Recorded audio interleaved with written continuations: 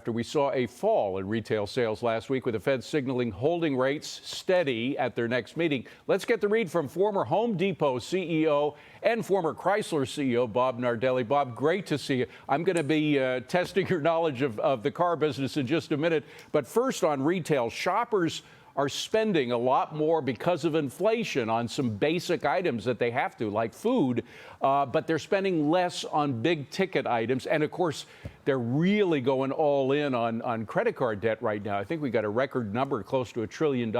How does all this translate in what happens to the economy? Well, thanks, David. It's great to be on with you.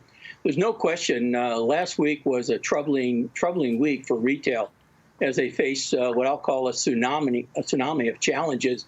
As you mentioned, consumer credit cards, close to $1 trillion, right?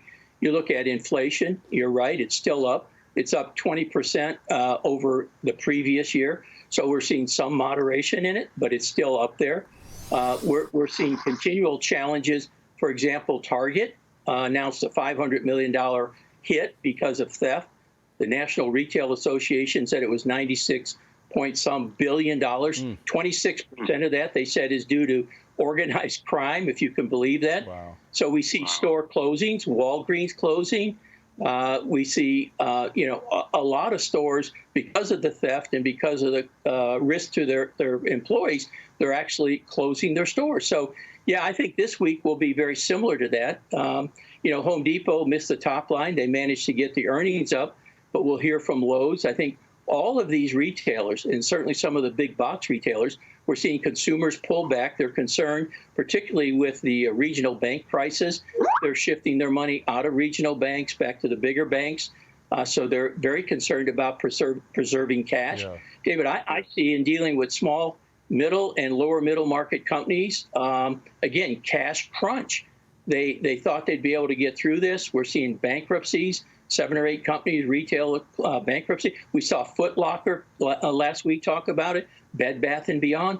So we're really in a very, I would say, contracted period for retail sales. Let me quickly get you on the car business, particularly you talk about a tsunami of challenges, the regulatory tsunami of challenges that the car industry has, all of these new mandates from the government on electric cars, and they're impossible mandates. So you look at what California is demanding, it's making the job almost impossible for companies like Ford. Ford, by the way, lost $2.1 billion on EVs in 2022.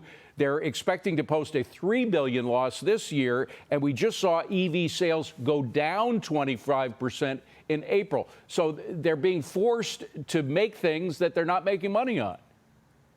David, this is deja vu. When I was running Chrysler in 07, 8, and 9, the Obama administration implemented the CAFE standards, where you had to have an average of 50 miles per gallon. Eventually, that had a roadway, an off-ramp to get out of that. But what happened? The car park went from 11.6 years to about 12.2 now. That means the average age of the ICE engine out there is 12.2 years. You know who benefited? O'Reilly. Their sales were up 700%, over the past few years with spare parts. Again, you look at Rivian, we look at Lucid, you look at Fisker, all losing billions of dollars. Lordstown, the electric vehicle plant, sold out to Foxconn.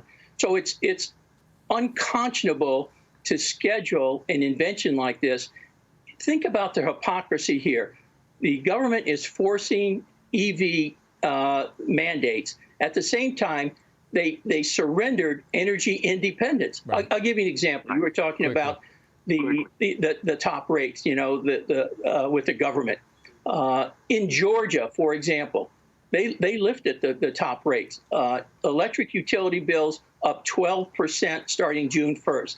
Then they're going to go up another 4.5% in 24 and 25. So how are we going to pay for electric vehicles when your monthly rate can go up from $16 to $148? Right. The other point, of course, is that we're not allowed to mine for the materials needed to make batteries in the United States, so that makes it even harder to manufacture EV cars here. We got to leave it at that. Bob Nardelli, what a pleasure to have you. Thank you for being here.